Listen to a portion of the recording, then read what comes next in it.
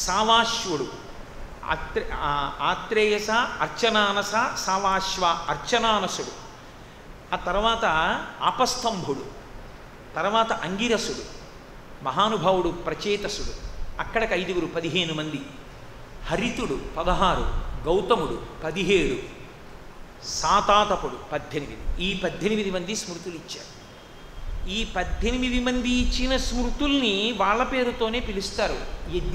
యాజ్ఞవల్కుడిచ్చిన స్మృతిని యాజ్ఞవల్క్య స్మృతి, గౌతముడిచ్చిన స్మృతిని గౌతమ స్మృతి, మనువిచ్చిన స్మృతిని మనుస్మృతి, ఆపస్తంభుడిచ్చిన స్మృతిని ఆపస్తంభ స్మృతి. ఇలా ఆ వారి పేరు మీదే ఆ స్మృతిని పిలుస్తారు. ఈ స్మృతుల యందు శృతి యందు ఏం చెప్పారో అదే చెప్తారు. అందుకే కాళిదాస మహాకవి రఘువంశ మహాకావ్యం చేస్తూ ఒక మాట అంటాడు, ఆవు వెనక దూడ వెళ్ళింది. ఆ రఘుమహారాజు గారు ఆ రక్షణ చేస్తున్నప్పుడు, ఆ దిలీపుడు రక్షణ చేస్తున్నప్పుడు ఆ గోవు వెంట దూడ వెళ్ళింది. ఎలా వెళ్ళింది అన్నాడంటే ఆయన, శృతేరివార్థం స్మృతిరన్వగచ్చత్ అన్నాడు. వేదములో చెప్పిన దానిని స్మృతి ఎలా చెప్తుందో అలా శృతి వెంట స్మృతి వెళ్ళినట్టు ఆవు వెంట దూడ వెళ్ళింది అన్నాడు కాళిదాసు. అంటే శృతి వేదమునందు ఏం చెప్పారో అదే స్మృతి యందు చెప్తారు. ఇప్పుడు ఈ స్మృతి యందు చెప్పిన ధర్మమును పాటిస్తే కేవలము పరమేశ్వరుణ్ణి చేరడం కాదు, 2 జరుగుతాయి ఏకకాలమునందు. 1 వ్యక్తి శ్రేయస్సు, 2 సమాజ శ్రేయస్సు ఏకకాలమునందు జరుగుతాయి. ఎప్పుడు మనం దీన్ని విడిచిపెట్టామో అప్పుడు సమాజంలో ఉపద్రవం బయలుదేరింది. నిజంగా స్మృతిని పాటించిన నాడు సమాజమునందు ఈ ఉపద్రవం ఉండదు. ఎందుకని? దాని యందు వ్యక్తి శ్రేయస్సు సమాజ శ్రేయస్సు రెండిటిని ముడివేస్తారు. ధర్మాన్ని పాటిస్తున్నాడు, అతను శాంతిగా ఉంటాడు. స్మృతి యందు చెప్పినది చేస్తున్నాడు, పరమశాంతితో ఉంటాడు. తాను శాంతిగా ఉంటాడు, తాను వేరొకరి జోలికి వెళ్ళడు కాబట్టి వాడు శాంతిగా ఉంటాడు. సమాజము శాంతియుతంగా ఉంటుంది, వ్యక్తి శాంతియుతంగా ఉంటాడు. ఎక్కడ అలజడులు, ఆలోచనలు, ఉపద్రవాలు ఏమీ ఉండవు, ప్రశాంతమైనటువంటి స్థితిలో ఉంటారు. ఇప్పుడు నేను మీతో ఒక్క మాట చెప్తే మీకు అర్థమైపోతుంది. మనకి వేదమునందున్న గొప్పతనం ఎక్కడుందంటే, సమస్యని చెప్పి ఊరుకోలేదు వేదం, సమస్యకి పరిష్కారం చెప్పింది. నేను మీతో ఒక ఉదాహరణ చెప్పాలి అంటే, చాలా గొప్ప వస్తువు కనపడితే మనది చేసుకుందామన్న భావన ఎవరిలోనైనా అంకురిస్తున్నది. దొంగతనం కదా, మనది కాంతి మనదిగా తీసుకెళ్ళడం దొంగతనం. దొంగతనము చెయ్యవద్దు అని ఊరుకోలేదు వేదం. దొంగతనము చెయ్యకుండా ఉండడానికి నీ మనసుని ఎలా సంస్కరించుకోవాలో నేర్పింది. మాతృవత్ పరదారేషు, పరస్త్రీని చూస్తే నీకు కామం కలిగితే వెంటనే ఆమె యందు అమ్మని చూడు. మా అమ్మగారే ఈ రూపంతో వచ్చారు, మా తల్లి కామాక్షి నా ఎదురుగుండా ఈ రూపంతో వచ్చింది అంతే. ఆడతనాన్ని చూస్తే పాల కింద నిప్పు, అమ్మతనాన్ని చూస్తే పాల మీద నీళ్లు. కాబట్టి మాతృవత్ పరదారేషు పరద్రవ్యాణి లోష్ఠవత్. ఇతరుల సొమ్ము నీకు కనపడింది, అదో బెడ్డ. రోడ్డు మీద కనపడిన బెడ్డలు నీ మా ఇంటికి తీసుకెడతానేంటి? కనబడ్డవన్నీ అక్కడ కనబడిన నాది కాంతి నేను తీసుకుంటాను, నాకెందుకు ఆ బిడ్డ మొక్క? ఈశ్వరుడు నాకు ఇవ్వాలనుకుంటే రాజమార్గంలో ఇస్తాడు, నాకు అక్కర్లా. పరద్రవ్యాణి లోష్ఠవత్. అలాగే నువ్వు ఇతర భూతములను దేని వంక చూసినా నిన్ను అందులో చూడు. నిన్నెవరైనా ఏమైనా అంటే నీకు ఎంత బాధ కలుగుతుందో అది నువ్వు ఇతరులను అనవద్దు. నీకు ఎవరైనా ఏదైనా చేస్తే ఏది బాధ కలుగుతుందో అది నువ్వు ఇతరులకు చేయవద్దు. ఇప్పుడు నాకొకటి చెప్పండి, ఇందులో మూర్ఖత్వం కానీ, ఇందులో మౌఢ్యమైన ఆచారం కానీ, ఇందులో మనిషిని పాడు చేసేది కానీ, సమాజాన్ని పాడు చేసేది కానీ ఏమైనా ఉందా? ఇలా ఉన్నాడు అనుకోండి ఒక ఆయన, మాతృవత్ పరదారేషు. ఆయన తన భార్యని తప్ప ఎవరిని చూసినా అమ్మలా చూస్తాడు.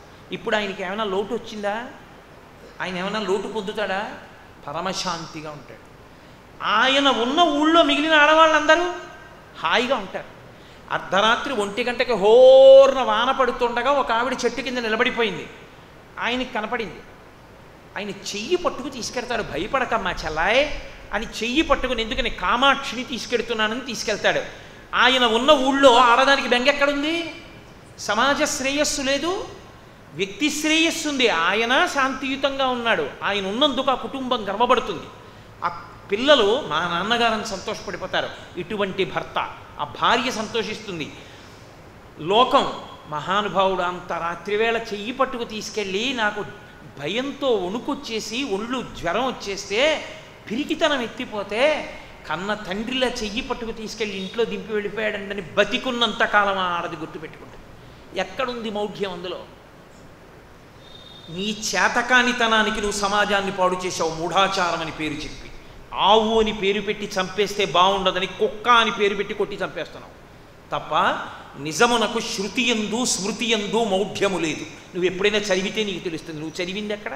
నీకు చౌకబారు విమర్శ తప్ప నిజంగా తెలుసుకుందామన్న కుతూహలం నీకెక్కడుంది? కాబట్టి వ్యక్తి శ్రేయస్సు సమాజ శ్రేయస్సు ముడివేస్తారు. కేవలము ఈశ్వరుండి చేరవడం ఒక్కటే అంతర్లీనమని మీరు అనుకోకండి. దాని యందు అందరూ భద్రంగా సంతోషంగా ఉండడం నిండి ఉంది. అందుకు ఋషులు ఇచ్చారు మహానుభావులు స్మృతులను. కాబట్టి ఇప్పుడు ఈ స్మృతులను పాటించాడు. పరద్రవ్యాణి లోష్టవత్. నీ ఇంటికి తాళం వేశాను అనుకున్నావు, సరిగ్గా వేయలేదు, తాళం తీసేసి ఉంది. ఇప్పుడు పక్కింటి ఆయన చూశాడు, అరే తాళం వేయలేదేమిటినా అని తాళం తీసి ఇలా చూశాడు. నువ్వు వచ్చి లోపల పెడదానిలే అని చెప్పి అక్కడ పెట్టి వెళ్ళిపోయినటువంటి 1000 రూపాయల కట్ట ఉంది అక్కడనే టీపై మీద. ఆయన చూశాడు, అరే పిచ్చి ఆయన ఇలా వెళ్ళిపోయాడు ఏమిట్రా అని తాళం వేసి తాళం చెవి తన దగ్గర పెట్టుకుని, నువ్వు ఆఫీస్ నుంచి వచ్చేటప్పుడు అక్కడ కూర్చుని, అయ్యా మీరు తాళం వేయకుండా వెళ్ళిపోయారు, నేను ఎందుకైనా మంచిదని తీసి చూస్తే 1000 రూపాయల కట్ట అక్కడ పెట్టారు, ఇదిగో జాగ్రత్త సుమా, ఇంకెప్పుడు అలా చేయకండి అని మీకు తాళం చెవి ఇచ్చాడు. ఇప్పుడు మీరు సంతోషంగా ఉన్నారు. పరద్రవ్యాన్ని లోష్టవత్. ఆయన తీసుకోవాలంటే తీసుకోవచ్చు, కానీ ఆయనకి అది బెడ్డ ముక్క, ఆయన తీసుకోలేదు. ఇప్పుడు మీరు సంతోషంగా ఉన్నారు, సమాజము సంతోషంగా ఉంది, ఆయన సంతోషంగా ఉన్నాడు. ఎక్కడుంది అందులో మౌఢ్యం? స్మృతి ఏది చెప్పినా ధర్మాన్ని చెప్పేటప్పుడు మనస్సు యొక్క ప్రకోపమునకు విరుగుడు చెప్తూ వస్తుంది. మనసే కదండి ఏది చేసినా. మనసు తీసేసుకో ఏం పర్వాలేదు అంతే, అవతలవాడు సర్వనాశనం అయిపోయాడు. వద్దు తీసుకోకు, అవతలవాడు అభ్యున్నతిని పొందేశాడు. మీరు చూడండి, రైళ్లల్లో వెడుతున్నప్పుడు ఇంటర్వ్యూకి వెళ్ళే పిల్లలు ముందంతా చదువుకుని రైల్లో కూడా చదివి చదివి నిద్రపోతారు. ఎవడో బ్యాగ్ ఎత్తుకుపోతాడు, అందులో ఒరిజినల్ సర్టిఫికెట్స్ ఉంటాయి. వాడు అందులో కావలసిన ఏ జేబురుమాళ్ళు చొక్కాలు తీసుకుని ఆ సర్టిఫికెట్ని తీసుకెళ్ళి చింపేసి పెంట పోగు మీద పారేసి వెళ్ళిపోతాడు. వాడికి అవి అక్కర్లేదు, వాడి జీవితం పోయింది అక్కడ. ఇదే ప్రతివాడు సనాతన ధర్మాన్ని గౌరవించాడు. పరద్రవ్యాణి లోష్టవత్. వాడు ముట్టుకోలేదు. అవతల వాడికి ఉద్యోగం వచ్చింది, వీడు సంతోషంగా ఉన్నదాంతో కష్టపడి వీడు బతికాడు.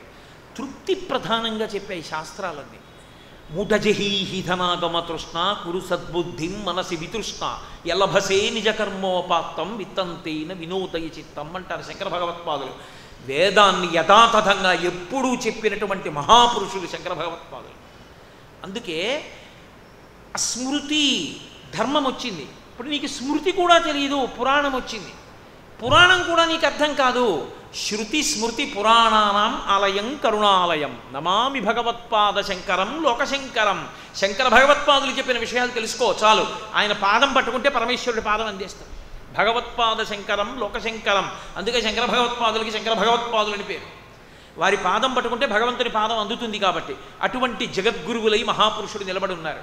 వారు చెప్పిన మాటలు విను. కాబట్టి ధర్మమే ప్రాతిపదిక. ఒకడు అభ్యున్నతిని పొందుతున్నాడా పాడైపోతున్నాడా ఒక్కటే కారణము ధర్మము. ఈ ధర్మమునందు కూడా ఎలా ఉంటుంది? చాలా కష్టపడి పైకెక్కాడు, కరవకూడని పాము కరిచింది, పోయిందంతే. చాలా మంచివాడు, చాలా యోగ్యుడు, గొప్ప సంపాదన, మహాధార్మికుడు, వటవృక్షంలా అంతమందికి నీడనివ్వగలిగినటువంటి వాడు. ఓ గండు చీమ కుట్టింది పర్వాలేదు, జిర్రి కుట్టింది పర్వాలేదు, తేలు కుట్టింది పర్వాలేదు, నాగుపాం కరిచేసింది, చచ్చిపోయాడు. ఎంత జాగ్రత్తగా మనిషి ధర్మాన్ని అనుష్ఠించినా పొరపాటున కూడా గ్రసింపబడకూడనివి కొన్ని ఉంటాయి. ఎట్టి పరిస్థితులలో వాటి చేత గ్రసింపబడరాదు. అంత జాగ్రత్తగా నిభాయించుకోవాలి. నేను చెప్పక్కర్లేదు, శిశుహత్య, బ్రాహ్మణహత్య, పరదారలయందు అనురక్తి, వ్యభిచారము, మద్యపానము భయంకరమైనటువంటి పతనమునకు హేతువులై నిలబడతాయి. కాబట్టి వాటి జోలికి వెళ్ళవద్దు. బ్రహ్మ హే మహారీచాసురాపో గురుతల్పక అని బ్రహ్మహత్యా పాతకాలను 5 పాతకాలు మహాపాతకాలని వర్ణిస్తారు. వాటి జోలికి ఎప్పుడూ వెళ్ళకూడదు. నాగుపాం కరిచేసినట్టే పడిపోతావు. ఈ పడిపోవడం నువ్వు ఎంత కొంచెం ముందుకెళ్ళావో అంత అధపాతాళానికి పడిపోతావు. అంటే పడకుండా ఉండాలంటే వాటి జోలికి వెళ్ళవద్దు, చాలా జాగ్రత్తగా ఉండు. జ్ఞానరత్నాపహారాయ తస్మాత్ జాగ్రత్త అంటారు శంకరులు ప్రశ్నోత్తర మాలికలో ఓ ప్రశ్న ఉంది దాని మీద. కాబట్టి ఈ ధర్మాన్ని పట్టుకో. లోకంలో దశావతారములు వచ్చాయి పరమేశ్వరుడివి దశావతారములు వచ్చినా ఏ అవతారమో కూడా ప్రధాన ప్రయోజనం పూర్తయిపోయిన తర్వాత ఇంకా భూమి మీద లేదు. ఒక్క రామావతారమే ఉంది. అలా 11,000 సంవత్సరములు ఉన్నాడు రావణాసుర సంహారం తర్వాత. ఎందుకు ఉండడం ఆయన? ఒక కారణం ఉంది దానికి. రామాయణ కాలము నాటికి మనుష్యుడన్నవాడు తృణీకరింపబడ్డాడు, పనికి మాలినవాడు అని. అందుకే ఆయన ప్రతిజ్ఞ చేశాడు, హత్వాక్రూరం దురాత్మానం దేవర్షీణాం భయావహం దశవర్ష సహస్రాణి దశవర్ష శతాని చ. నేను రావణుండి సంహరించి అవతార పరిసమాప్తి చేయను, 11,000 సంవత్సరములు భూమి మీద ఉంటాను. ఎందుకుంటాను? ధర్మం ఎంత గొప్పదో లోకానికి చూపిస్తాను. ధార్మికమైన నడక చేత మనుష్యుడు ఎంత గొప్ప స్థితిని పొందగలడో నిరూపించి చూపించడానికి ఈ లోకంలో నేను నడిచి చూపిస్తానన్నాడు అని రామచంద్రమూర్తి ఈ భూమి మీద నడిచారు. అందుకే ఆయన నడక రామాయణము. ఆయనము అంటే కదలిక. ఆయన కదలిక 2 కాళ్లతో కాదు, ఒక కాలు సత్యము, ఒక కాలు ధర్మము. సత్యము మీద నిలబడితే ధర్మాన్ని కదుపుతాడు, ధర్మం మీద నిలబడితే సత్యాన్ని కదుపుతాడు. అందుకే నీకు ధర్మము తెలియాలి, రామాయణం చదువుకో చాలు. వేదోపబృంహణము తద్దినం పెట్టాలి, రాముడు ఎలా పెట్టాడు చదువుకో చాలు. గృహప్రవేశం చేస్తున్నావు, వాస్తవోమం చెయ్యాలా చేయకూడదా? నువ్వు ఎక్కడో ఏవో వేదమంతా చూడాలని బెంగపెట్టుకోపు, శ్రీరామాయణం చదువు. రాముడు పర్ణశాలలో గృహప్రవేశం చేస్తే వాస్తుహోమం చేసి ప్రవేశించాడా, వాస్తుహోమం చెయ్యకుండా ప్రవేశించాడా చదువు, నీకు అర్థమైపోతుందంతే. ఆయన అంటాడు, సౌమిత్రే చిరజీవిభి. వాస్తు పూజ చెయ్యకుండా గృహప్రవేశం చేసేస్తే, వాస్తుహోమం చేయకపోతే ఆ ఇంట్లో ఉన్న యజమాని చిరకాలము ఉండడు. చిరకాలం ఉండాలి ప్రశాంతంగా. నువ్వు వాస్తుహోమం చెయ్యవలసిందే, వాస్తు పూజ చెయ్యవలసిందే. ఎంత అద్భుతమైన పూజ అండి వాస్తు పూజ. నిజంగా ఏమి మంత్రం నిజంగా ఆ వాస్తు పూజలో. కాబట్టి వాస్తు పూజ చెయ్యాలి, వాస్తుహోమం చెయ్యాలి. నువ్వు రామాయణం చూడు, నీకు అర్థమవుతుంది. రాముని నడక ధర్మము. రాముడు ఎప్పుడు నడిచినా ధర్మమే ధర్మమే ధర్మమే. ధర్మము తప్ప రామునకు ఇంకొకటి అక్కరలేదు. అందుకే రాముడు దేవుడిని రామాయణం చదివితే నీకు 5 పైసలకు పనికిరాదు. రాముడు నరుడని చదువు, నీకు పనికొస్తుంది. రాముడు దేవుడు కాబట్టి పెళ్ళాన్ని ఎత్తుకుపోతే ఆ బో తెచ్చుకున్నాడండి, ధర్మం అనుష్ఠించాడు, మనకెక్కడవుతుందండి అంటే ఎందుకు పనికిరాదు. రాముడు నరుడు కాబట్టి నువ్వు ఎలా ఏడుస్తావో అలా ఏడిచాడు. నరుడైన రాముడు ఎలా ధర్మాన్ని అనుష్ఠించాడో నువ్వు బాగా అర్థం చేసుకోగలిగితే శ్రీరామాయణము నీ ధర్మానుష్ఠానం వరకు పనికొస్తుంది, లేకపోతే పనికిరాదు. అందుకే చూడండి, మారీచుడంతటి వాడు మాట అంటాడు, రామో విగ్రహవాన్ ధర్మ సాధు సత్యపరాక్రమ అంటాడు. రాముడంటే ఎవరో కాదు, రాశీభూతమైన ధర్మము. ధర్మమునకు హాని నువ్వు చెయ్యలేవు. ధర్మమునకు హాని చేద్దామనుకున్నవాడు నశిస్తాడు. ఎవడు ధర్మమును అనుష్ఠిస్తాడో వాడు రక్షింపబడతాడు. అందుకే ధర్మో రక్షతి రక్షిత. ధర్మాన్ని మీరు రక్షించడం ఉండదు, ధర్మాన్ని రక్షించడం ఏమిటి? ధర్మమును రక్షించుట అన్న మాటకు అర్థం ఏమిటంటే ధర్మమును అనుష్ఠించుట. మీరు ధర్మమును పట్టుకుంటే మీరు రక్షింపబడతారు, మీరు ధర్మాన్ని పట్టుకోకపోతే మీరు రక్షింపబడరు. నా దగ్గర ఓ గొడుగు ఉంది, బయట ఎండ ఉంది, నేను గొడుగు వేసుకుంటే కదూ నాకు ఎండలో రక్షణ కలిగేది. ఇంట్లో గొడుగుండి, ఓ గొడుగా నన్ను నీవు రక్షించవద్దా అంటే రక్షిస్తుందా? నేను గొడుగు చేత పట్టుకుంటే నా మీద ఎండ పడకుండా కాపాడుతుంది. ధర్మమును నువ్వు పట్టుకుంటే నిన్ను రక్షిస్తుంది. ధ్రియతేవా జనైరితి ధర్మం. పట్టుకున్నదేదో అనుష్ఠించినదేదో అది ధర్మం, అది నిన్ను కాపాడుతుంది. అనుష్ఠించలేదు ధర్మము నిన్ను కాపాడదు, పాడవడానికి కారణమవుతుంది. రామో విగ్రహవాన్ ధర్మ. రాముడు రాశీభూతమైన ధర్మము. అందుకే రాముడికి హాని చేద్దాం అనుకున్నవాడు హాని పొందుతాడు. కారణం ఏమిటి? ఒక్క రాముడే కాదు, పరమధర్మాత్ముడైన ఎవడైనా అంతే. ఎవడు ధర్మమునకు నిలబడిపోయాడో వాడి జోలికి మీరు వెళ్ళలేరు, వాడిని చెనకలేరు. కారణం వాడి ధర్మము వాడిని కాపాడుతూ ఉంటుంది సర్వకాలముల యందు. కాబట్టి కప్పధయతరహ ధర్మ. మళ్ళీ వెనక్కి వస్తుండండి ఒకసారి. శంకర భగవత్పాదులు అందుకునంత నొక్కి చెప్తున్నారు. నేను ఏదో ఆ మాట ఆ జవాబు చెప్పేసి లేచి వెళ్ళిపోలేక కాదు. శంకరుల ఆర్తి అందులో ఉంది. అరేరే ఈ జాతి నడవాలి, నేను వెళ్ళిపోతే ఈ ప్రశ్నోత్తర రత్నమాలికా రూపంలో ప్రధానమైన ప్రశ్న జవాబు రూపంలో బోధ చేసేవాడు ఎవరు? అందుకిచ్చారు మహానుభావుడు. ఆయన ఆర్తి ఉంది అందులో జనం కోసం. ఆ ఆర్తి ఆయనకి లేకపోతే ఆయన ఒకరికి చెప్పవలసిన అవసరమే ఉంది. ఆయన పొందవలసిన స్థానం ఆయన పొందేశారు, ఆయన హాయిగా వెళ్ళిపోవచ్చు. మన కొరకు ఆ స్తోత్రం ఇచ్చింది, అది ఆయన యొక్క త్యాగం మహానుభావుడిది. కాబట్టి త్యాగేనైకే అమృతత్వమానసు అని పిలవడానికి కారణం అది. అటువంటి శంకరులు ఆలయం కరుణాలయం, మహానుభావుడంతటి కరుణాస్వరూపుడు. అందుకే ధర్మాన్ని విడిచిపెట్టు అని బోధిస్తారు. మీరు ఎప్పుడైనా రామాయణం చూడండి, రాముడితో మాట్లాడేటటువంటి వ్యక్తులందరూ కూడా సాధారణంగా ఏం చెప్తుంటారంటే, అప్పుడప్పుడు ఈ విషయంలో కొంతమంది మంత్రులు కూడా రాముణ్ణి ధర్మపథంలోంచి పక్కకి తప్పించడానికి ప్రయత్నించారు. బాగా జరిగిపోయినన్నాళ్ళు ధర్మానుష్ఠానం చేయడం గొప్ప కాదు. నీకు ధర్మాన్ని పట్టుకోవద్దు, దానివల్ల పాడైపోతున్నావని చెప్పేటటువంటి వాళ్ళు నీ ముందు కోకొల్లలుగా ఉన్నప్పటికీ విడిచిపెట్టకుండా పట్టుకున్నవాడెవడో వాడు ధర్మమునందు అనురక్తి ఉన్నవాడు. మీరు ఎప్పుడైనా రామాయణం చూడండి, రామాయణంలో రాముడికి అందరూ ధర్మమే చెప్పలేదు. ఎందుకయా ఈ ధర్మం అని చెప్పిన వాళ్ళే కనపడతారు. దశరథుడు రాముడికి ధర్మం అంతా ఏం చెప్పేలేదు. దశరథుడు అన్నాడు, ఎందుకయా ఈ ధర్మం రామా, నీకు నేను ధర్మం చెప్తాను, పుత్రధర్మం. నేను కైకమ్మకి వరాలు ఇచ్చాను, కైకమ్మ వరాలు పుచ్చుకుంది, నా మాట అయిపోయిందిగా, నేను ఇస్తానన్న రాజ్యం ఇచ్చేశానుగా, ఇప్పుడు నువ్వు పెద్ద కొడుకువి, అయోధ్యాయాత్మేవాద్య, నేనెవడిని ఇవ్వడానికి, పెద్ద కొడుకువి, నీదే రాజ్యం, కాబట్టి ఓ పంచేయి, భవరాజ్యా నిగృహ్యమాం. ఇప్పుడు నువ్వేం చేస్తావంటే క్షత్రియ ధర్మాన్ని పాటించు. నువ్వెవడవి నాన్న రాజ్యం ఇవ్వడానికని నన్ను ఖైదు చెయ్యి, నీ రాజ్యం నువ్వు చేసుకోరామా, ఖైదులో ఉండి నిన్ను చూస్తూ బతికేస్తానన్నాడు. పితృవాక్య పరిపాలకుడిని పేరు పెట్టుకుని నాన్నగారు చెప్పింది చేశానండి అని ఖైదులో పెట్టి రాజ్యం ఏలుకోవచ్చు రాముడు. నాన్నగారు ధర్మం ప్రధానం, వద్దు నాన్నగారు, మీ మాట సత్యం అవడం అంటే భరతుడు రాజ్యం ఏలాలి, అంతేకాని నేను రాజ్యం పుచ్చేసుకోవడం ఏమిటంటే అదే పుత్రుడికి ధర్మం, వద్దు, నా పుత్రధర్మం నన్ను చేయనివ్వండి అని వెళ్ళిపోయాడు రాముడు. అన్ని వేళలా రాముడికి ధర్మమే చెప్పలేదు అందరూ. కౌసల్యంది, ఏమిటి రామ, మీ నాన్న పెట్టి మహర్షిని నేనుండగా యవ్వనంలో ఉన్న కైకమ్మతో ఉంటాడు, ఎప్పుడు రాడు నా అంతఃపురానికి, ఆ కైకమ్మని నమ్ముకుని మీ నాన్నని నమ్ముకుని ఇక్కడ ఉండనా, నీతో వచ్చేస్తానంది. భర్తుక్కిల పరిత్యాగో నృశంస కేవలం స్త్రియా సభవత్యన కర్తవ్యం మనసాపి విగర్హితం. అమ్మ, భర్త జీవించి ఉన్న స్త్రీ ఏ కారణానికి భర్తని విడిచిపెట్టి వచ్చేస్తానని అనకూడదు, తప్పు. అట్లా అన్న స్త్రీ ముఖం కూడా చూడకూడదు. నీకు నాకు దైవం తండ్రి, నీకు భర్తే, కాబట్టి దశరథ మహారాజు గారి ఛత్రఛాయల్లో మనం బతకాలంటాడు.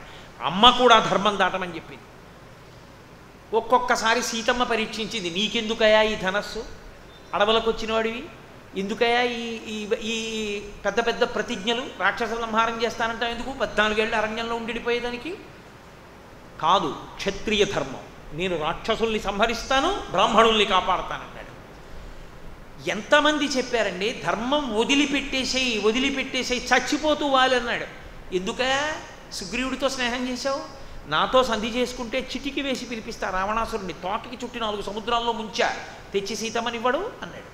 నువ్వే ధర్మంలో లేవు, తమ్ముడి భార్యను ఎత్తుకొచ్చి అనుభవిస్తున్నావు, నీతో నాకు స్నేహం ఏమిటి, ధర్మం లేని వాడి స్నేహం నాకు అక్కర్లేదు, కష్టమైన నిష్ఠూరమైన ధార్మికంగానే భార్యను తెచ్చుకుంటానన్నాడు.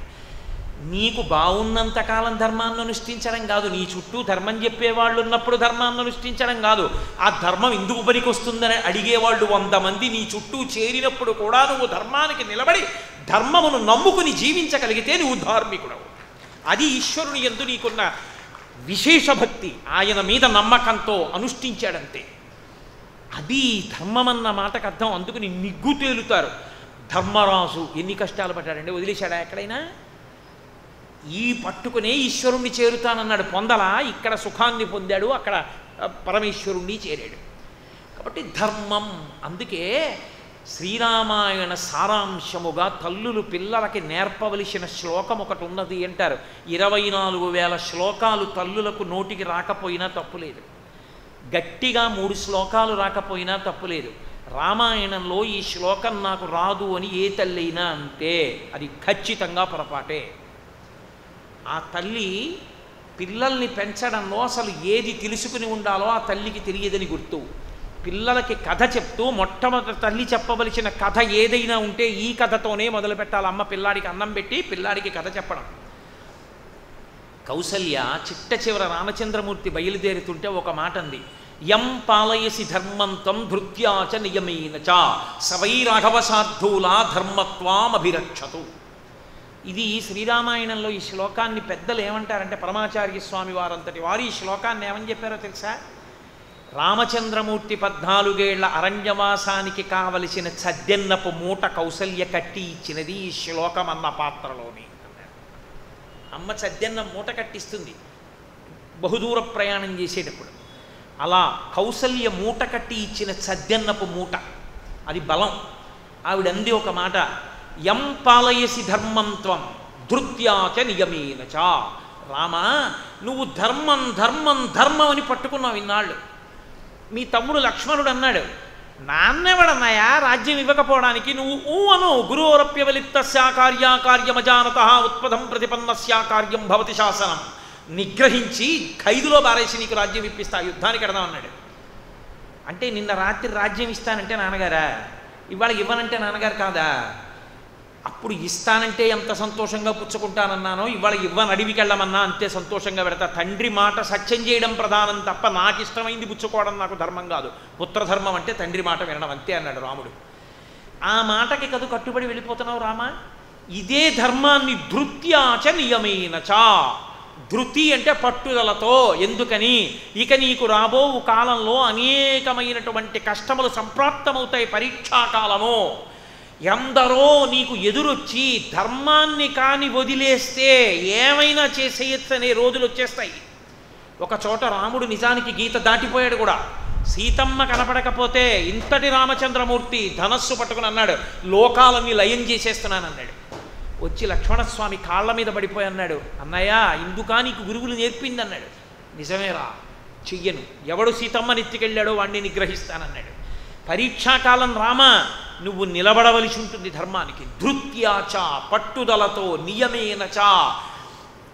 కొంచెం ఏదో పక్క నుంచి అడ్డద్రోమలో అక్కడక్కడ వెడదామన్న భావన లేకుండా ఇదే పట్టుదలతో, ఇదే నియమంతో, సవై రాఘవ శార్దూల, ఓ రాఘవ శార్దూలమా నువ్వు పట్టుకో.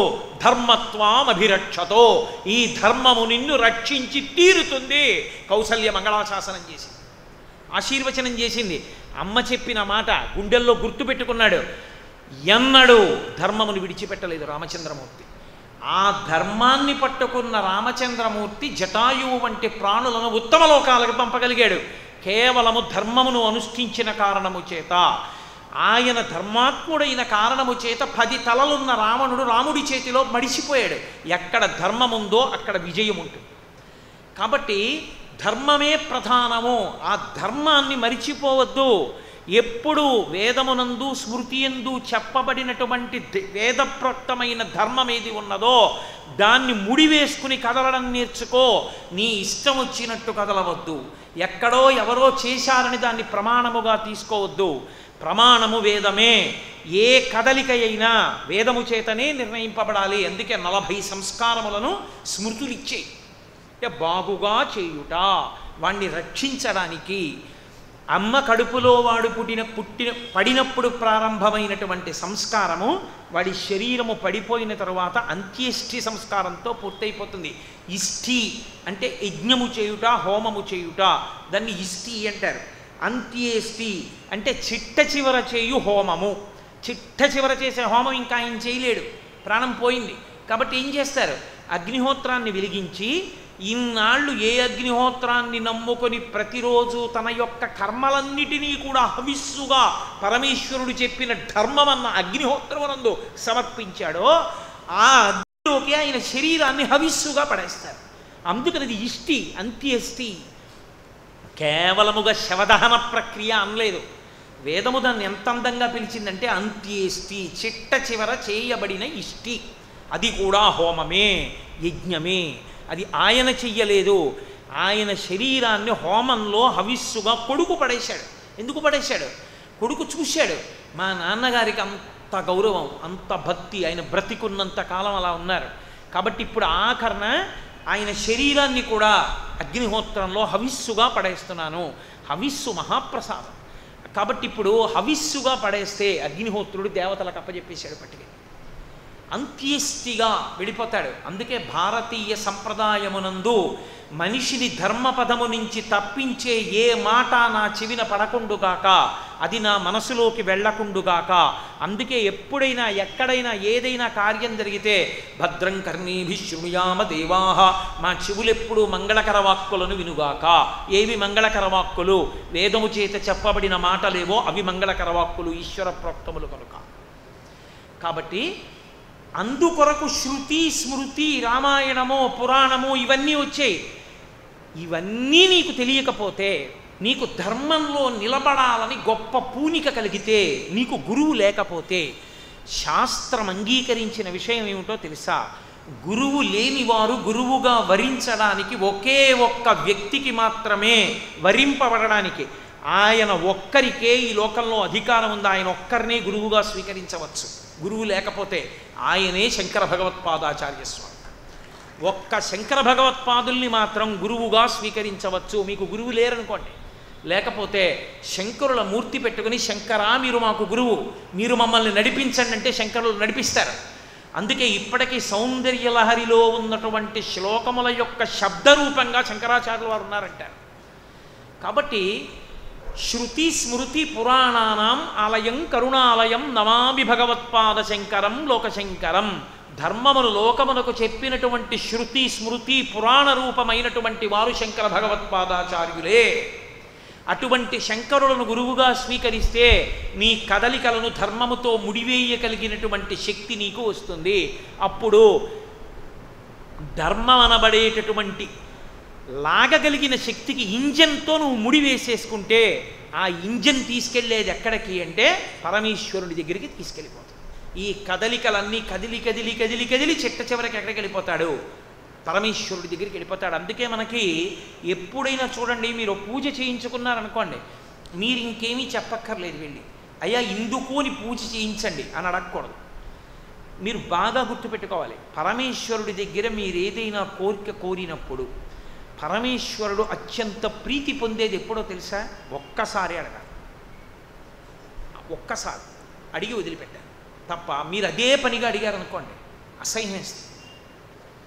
ఇప్పుడు ఏదో అయ్యా శ్లోకం రాసి పెట్టండి అని అడిగారు అనుకోండి, నేను బహుప్రీతుడని తప్పకుండా రాసిపట్టుకొస్తానమ్మా మర్చిపోను అన్నాను అనుకోండి, వదిలిపెట్టాలి. మళ్ళీ రేపు పొద్దున్నే మా ఇంటికి వచ్చేసి అంటే శ్లోకం రాసుకొస్తున్నారు మర్చిపోకండి, నేను ఆఫీస్కి వెడుతుంటే శ్లోకం మర్చిపోకండి, సాయంకాలం ఇంటికి వస్తుంటే శ్లోకం మర్చిపోకండి అన్నారు అనుకోండి, నాకు అసహ్యం వేస్తుంది, నాకు నిజమేనమ్మా గుర్తుండదు అని వదిలేసి వస్తాను. ఈశ్వరుణ్ణి 10 మాటలు అడగక్కర్లేదు. అందుకే కనకధారా స్తోత్రం మొత్తం మీద ఈ బ్రాహ్మణిని అనుగ్రహించు అని శంకరాచార్యుల వారు అడిగింది ఒక్కటే శ్లోకం, ఒక శ్లోకంలోనే అడిగారు, మిగిలిందంతా స్తోత్రమే. విహంగ శిశువు విషణ్ణే దుష్కర్మ ఘర్మమపనీయ చిరాయ దూరం నారాయణ ప్రణయనీ నయనాంబువాహ.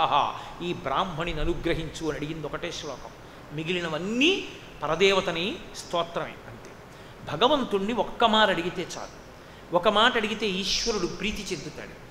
ఈశ్వరుడి దగ్గరికి వెళ్ళి నిజానికి మీకు ఒక కోరిక ఉంటే మీరు ఆ కోరికని నోటితో చెప్పక్కర్లేదు కూడా, ఆయనకి తెలుసు.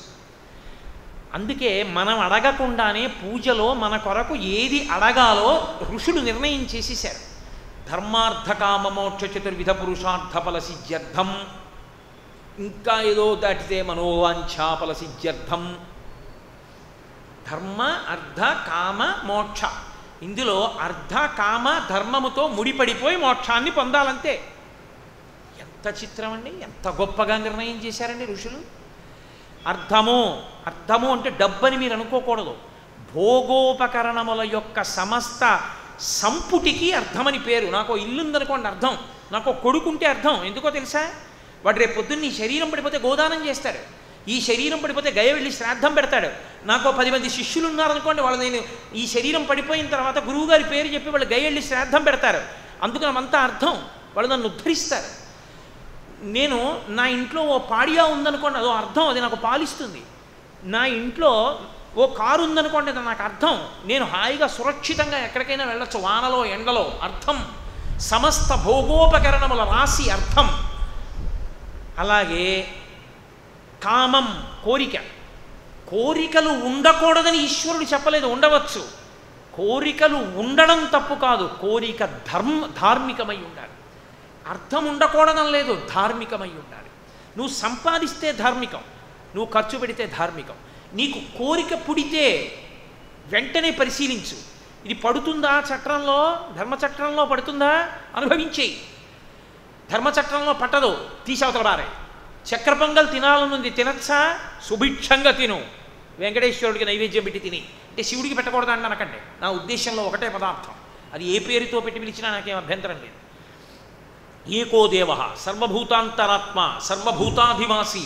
ఉపనిషత్ చెప్తోంది, తెల్లవారులేస్తే ఉన్నది ఒక్కడే పరమేశ్వరుడు, ఆయన అన్ని రూపాలతో ఉంటాడు. కాబట్టి హాయిగా నైవేద్యం పెట్టి ప్రసాదం అని తిను, తప్పేం లేదు. ఓ పంచె కొనుక్కోవాలంది, కొనుక్కోవచ్చా, చక్కగా కొనుక్కో, కాస్త పసుపు పెట్టి లక్ష్మీదేవి కటాక్షం కట్టుకో, తప్పేం లేదు. నా కొడుక్కో ఇల్లు కొనిపెట్టాలనుంది, కొనచ్చా, తప్పేం లేదు. తండ్రిగా నీ ధర్మం. వాడికి ఉండవలసినటువంటి ప్రధానమైన అవసరాల్లో వాడికి ఓ గూడు ఉండాలి, రేపు పొద్దున పెళ్లి చేస్తే కొడుకు కోడలు సంతోషంగా ఉండడానికి. కాబట్టి ఓ ఇల్లు కొనిపెట్టు, నీ దగ్గర డబ్బు ఉంటే, తప్పు లేదు, ధర్మం.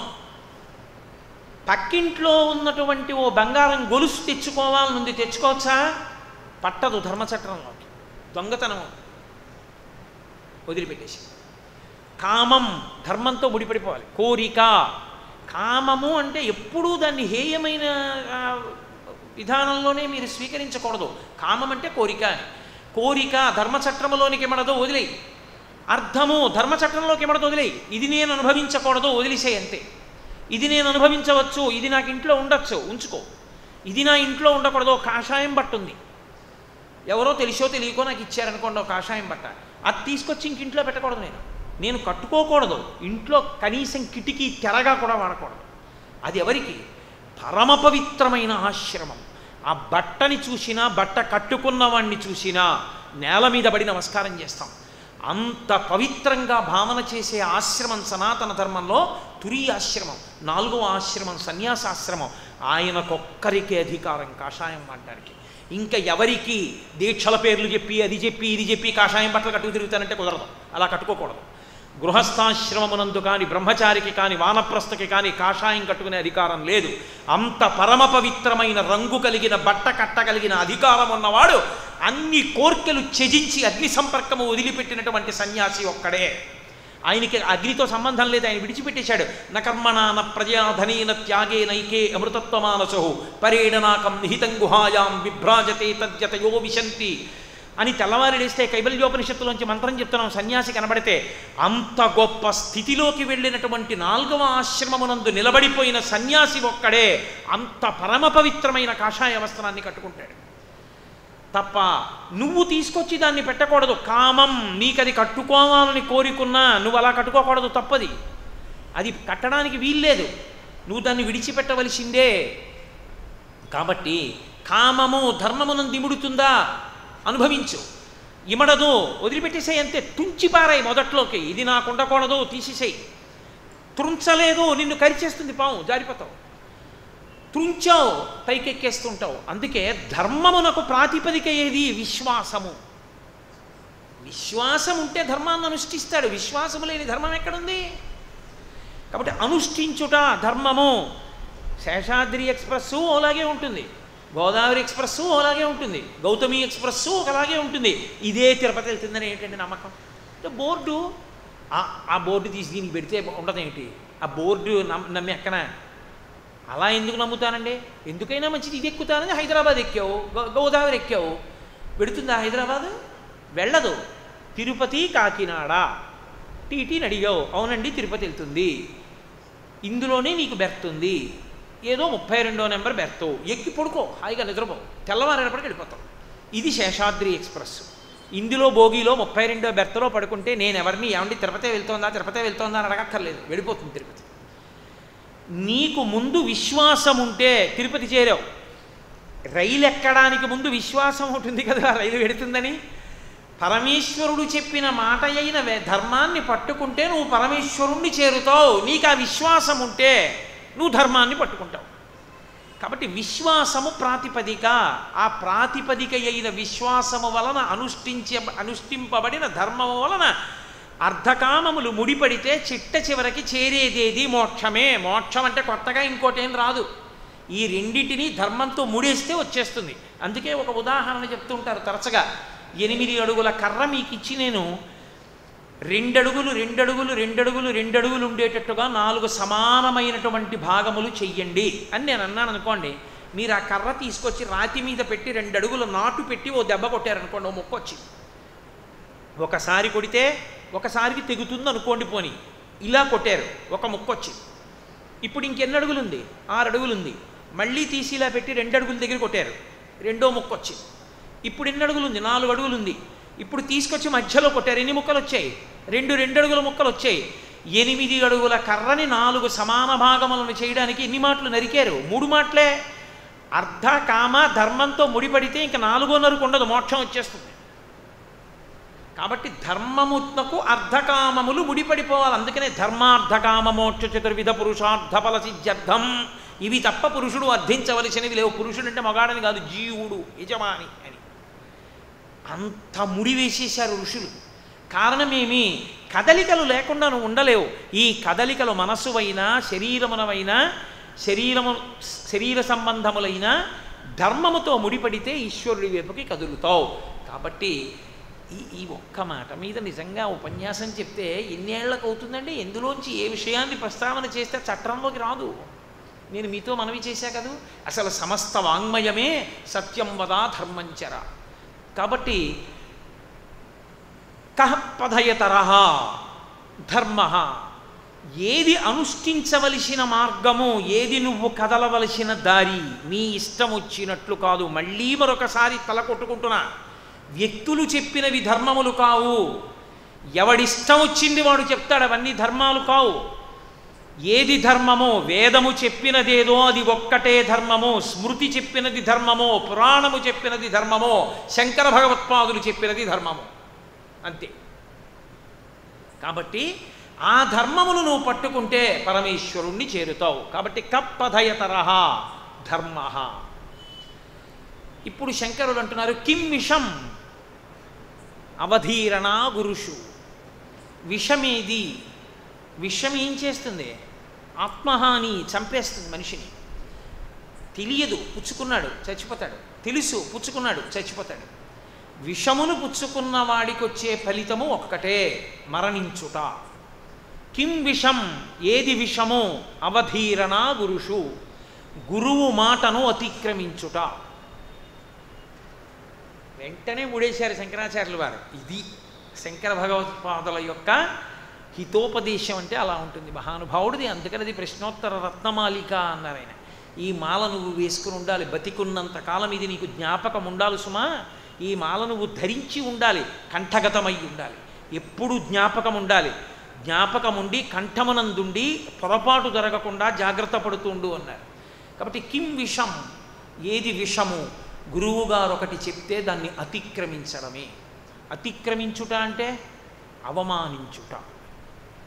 అతిక్రమించుట అన్న మాటకు అర్థం ఏంటో తెలుసా? అవమానించుట.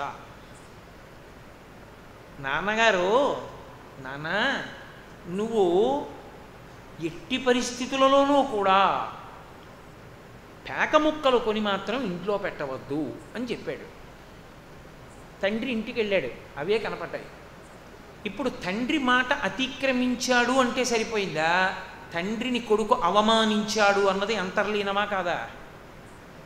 మాట అతిక్రమించి పెద్ద మీరు చెప్తే ఏంటి నాన్నగారండి నేను పాటించవలసింది, మీరేదో అలా చెప్తారు, పేక మొక్కలు తెచ్చుకుని ఇంట్లో పెట్టుకుంటే ఏంటండి అని కదూ కొడుకు పెట్టుకున్నాడు. అంటే తండ్రిని అవమానించాడా లేదా? అతిక్రమించుట యందు అవమానించుట ఉన్నది. గురువును అవమానించిన వాడికి ఉద్ధరణ ఎక్కడుంది? ఇంకా గురువు సాక్షాత్ పరబ్రహ్మము. నిన్ననే కదా నేను మీతో మనవి చేశాను, గురుర్బ్రహ్మ గురుర్విష్ణు గురుర్దేవో మహేశ్వర, గురు సాక్షాత్ పరబ్రహ్మ. ఈ మాంసనిత్రమునకు పరమేశ్వరుడు దొరకడు, గురువు ఒక్కడే దొరుకుతాడు. అలాగా అటువంటి గురువు మాటే నీకు లెక్కలేకపోతే ఇక నువ్వు గురువును అవమానించినటువంటి వాడివి ఏ అభ్యున్నతి పదం వైపుకి నడుస్తావు? విషం, మరణిస్తావు. అక్కడతో పోయిందంటే ఇంకా. కాబట్టి అవధీరణ గురుషు. మీరు అందుకే ఎప్పుడైనా వాంగ్మయాన్ని పరిశీలనం చేయండి, కొన్ని చిత్రమైన మాటలు కనపడతాయి. చాలా జాగ్రత్తగా పరిశీలించాలి. గురువాక్యమును అతిక్రమించిన వాడికి ఏ రకమైన అభ్యున్నతి ఇక కలగదు, ఆగిపోతుంది. ఎక్కడ వరకు ఎందుకండి శంకర భగవత్పాదుల జీవితంలోనే జరిగింది. శంకర భగవత్పాదులు కూర్చునుండగా అనుంగు శిష్యుడు శంకర భగవత్పాదాచార్యుల్ని 2 మాటలు రక్షించుకున్న ప్రియతమ శిష్యుడు పద్మపాదాచార్యుల వారు. అటువంటి పద్మపాదాచార్యుల వారు వచ్చి, గురువుగారు తీర్థయాత్ర చేద్దాం అనుకుంటున్నాను అని తీర్థయాత్ర చెయ్యడం వల్ల కలిగేటటువంటి ప్రయోజనములను శంకరాచార్యుల వారికి చెప్పారు. శంకరులు అన్నారు, తీర్థయాత్ర చేసేటప్పుడు వచ్చే కష్టాలు చెప్పారు. గృహస్థుకైతే తీర్థయాత్ర ఉండి తీరాలి, గృహస్థు వెళ్ళాలి తీర్థయాత్రకి. సన్యాసికి కష్టాలు ఎన్ని ఉంటాయో తీర్థయాత్ర చేసేటప్పుడు చెప్పారు శంకర భగవత్పాదులు. శంకరుల జీవితం, శంకరుల చరిత్ర మీరు చదివితే తెల్లబోతారబ్బా, ఏమిట్రా అసలు ఈయన ఈ ప్రతి విషయాన్ని ఇలా ఎలా చెప్తారా అనిపిస్తుంది మీకు, అంత కూలంకుషంగా చెప్తారు. ఇప్పుడు నేను మళ్ళీ శంకరుల జీవిత చరిత్ర అంతా ఎక్కడ చెప్తాను? మంచిదే, శంకరులు శంకరులు శంకరులు అనుకుంటూ ఉండాలి ఈ రోజుల్లో. ఎందుకంటే వచ్చేస్తోంది వైశాఖ శుక్ల పంచమి. మహానుభావుడు వైశాఖ మాసానికి మాధవ మాసం అని పేరు, చైత్రమాసానికి మధుమాసం అని పేరు. మధుమాధవ మాసముల యందు మల్లెపువ్వు మామిడి పండు వస్తాయి. మల్లెపువ్వు అంత సువాసనతో కూడినటువంటి ప్రవర్తన కలిగినటువంటి వాడు రామచంద్రమూర్తి. మామిడి పండంట తీయని మాటలతో లోకాన్ని ఉద్ధరించిన వారు శంకరాచార్యుల వారు. మల్లెపువ్వు మామిడి పండు ఈ లోకంలో మనకి ఇప్పటికీ జయంతుల రూపంలో వచ్చేవేవి అంటే, ఒకటి శ్రీరామ నవమి చైత్రమాసంలో, వైశాఖ శుక్ల పంచమి శంకర జయంతి. ఇద్దరూ మహాపురుషులే, ఇద్దరూ లోకోద్ధరణ చేసిన వారే, ఇద్దరూ లోకానికి ధర్మం నేర్పిన వాళ్లే, ఇద్దరూ ధర్మావతారులే. కాబట్టి శంకర భగవత్పాదులు స్పృశించని విషయం ఏముంటుంది? కాబట్టి వద్దు తీర్థయాత్ర, నా మాట విను, చక్కగా కూర్చుని నువ్వు ఆత్మానుసంధానమును పొందు, ఎక్కడికి వెళ్ళవద్దన్నారు. చాలా బతిమాలారు పద్మపాదాచార్యులు. గురువుగారు చెప్తే వినడం ఒకెత్తు, తను చేసుకున్న నిశ్చయానికి గురువుగారు ఒప్పుకునేటట్టు నచ్చ చెప్పడం ఒకెత్తు. అప్పుడు తన మాట నిలబడాలన్న పెంకితనంతో ఉంది, కానీ ఆ మాట గురువుగారు చెప్పిన మాట విందామన్న విధేయత అందులో లేదు. అది ప్రమాదాలు తీసుకొస్తుంది, ఖచ్చితంగా తీసుకొచ్చేస్తుంది. అది అవధీరణ గురుషు. అందుకే శంకరులు అంత గొప్పగా మాట్లాడతారు. అవమానించడం అన్నంత పెద్ద మాట వాడేయకుండా అతిక్రమించడం అన్న శబ్దం వచ్చేట్టుగా ప్రయోగించారు. కాబట్టి ఇప్పుడు పద్మపాదాచార్యుల వారు వెడతానంటే ఆయన అన్నారు, జాగ్రత్త, చాలా జాగ్రత్తగా ఉండు సుమా, వెళ్ళిరా అన్నారు. బయలుదేరారు పద్మపాదాచార్యుల వారు. ఉత్తర హిందూస్థానం అంతా వెళ్ళారు. అయ్య బాబోయ్, అసలు ఆ తీర్థయాత్ర, క్షేత్రాలు, క్షేత్రవైభవాలు, పద్మపాదాచార్యుల వారు వెళ్ళడం, అవన్నీ ఎంత గొప్పగా వర్ణించారు. అందులో దాటారు శ్రీకాళహస్తి క్షేత్రం, ఇవన్నీ వర్ణించారు అందులో. ఈ శ్రీకాళహస్తి ఇవన్నీ దాటారు, దక్షిణ దేశానికి వెళ్ళారు. అందుకే మనకి ఈ లోకంలో సామెత ఉంది, కథ కంచికి మనం ఇంటికి అంటారు. తల్లి పిల్లలకి అన్నం పెట్టేటప్పుడు కథ చెప్పేసి ఆఖరణ అంటుంది, బువ్వ పెట్టడం అయిపోతుంది, అన్నం అంతా అయిపోతుంది గిన్నెలోది. అయిపోయిన తర్వాత ఆ పిల్లాడి మూతి చక్కగా ఇలా తుడిచేసేసి ఆ గిన్నెలో కడిగేసుకుని, మళ్ళీ ఆ తడి చేత్తో వాడి మూతి తుడిచేసి, వాడి 2 పాదాలకి వేళ్ళు తుడిచి, చేతులు తుడిచి, సంస్కారం అలవాటు చేయడం తల్లి చిన్నప్పటి నుంచి. తుడిచి వాడి చుట్టూ ఓసారి చిన్న ముద్ద ఇలా తిప్పేసి, ఎవరు చూశారో ఏ దృష్టి దోషమో అని పక్కన పడేసి, ఒక కాకి చూసినా చక్క అలా పెడుతోంది, నాకు ఆకలిస్తోంది, పెట్టేవాళ్ళు లేడని ఏడిచిందేమో అని తల్లి ప్రేమ 4 మెతుకులు తిప్పి బయట బారేసి భూతబలి కింద ఓ మాట అంటుంది. అమ్మ ఇంకా చెప్పు, ఇంకా చెప్పు అంటాడు వాడు. కడుపుకి అన్నం అయితే నిండింది, అమ్మ చెప్పిన కథకి కడుపు నిండదు పిల్లాడికి. అమ్మ ఇంకా చెప్పంటాడు. అంటే అమ్మ అంటుంది, కథ కంచికి మనం ఇంటికి అంటుంది. అది అమ్మ అందుకు మాతృదేవో భవ. కథ కంచికంటే ఏంటి? ఏం కథ కాశీకి వెళ్ళకూడదా, కథ మధురై వెళ్ళకూడదా? కథ కంచికే వెళ్ళాలి. ఎవరి కథలైనా కామాక్షి ఎందు కలిసిపోవాలి. ఆవిడ తల్లి, నాభీస్థానం ఆవిడిది. కథ కంచికి అంటే, నాన్న నిన్ను కన్న తల్లిని నేనైనా, నన్ను కూడా కన్న తల్లి, జగములను కన్న తల్లి, నాభీ సంబంధమున్న తల్లి కామాక్షి. మనందరి కథలు కంచికి వెళ్ళిపోవాలి. అంటే మనందరి కథలు ఎక్కడ ఆగిపోవాలంటే కామాక్షి ఎందు ఐక్యమైపోయి ఆగిపోవాలి. అలా అంతాన్ని మాట్లాడకూడదు. కాబట్టి అమ్మ అందంగా ఏమంటుందంటే, నువ్వు అటువంటి వాడివి కావాలి. అందుకని కథ కంచికి మనం ఇంటికి. ఇంకా నువ్వు ఆ నడక నడవాలి నాన్న, నేను నా కంటితో చూడొద్దు, నీ కథ కంచికి మనం ఇంటికి అంటుంది అమ్మ. ఆ మాట అని పూర్తి చేయాలమ్మ కథ చెప్తే, అది వాడికి ఆశీర్వచనం. కాబట్టి పద్మపాదాచార్యుల వారు కంచి క్షేత్రానికి కూడా వెళ్ళారు. అప్పుడప్పుడు మళ్ళీ పక్కకి వెళ్ళిపోతాను, మీరు వెనక్కి వస్తుండాలి. కంచి వెళ్ళారు, కంచి దాటి శ్రీరంగం వెళ్ళారు. శ్రీరంగం వెళ్ళిన తర్వాత విచిత్రం జరిగింది. అక్కడ మాతుల గృహం ఉంది. మాతుల గృహం అంటే మేనమామ గారి ఇల్లు. మేనమామ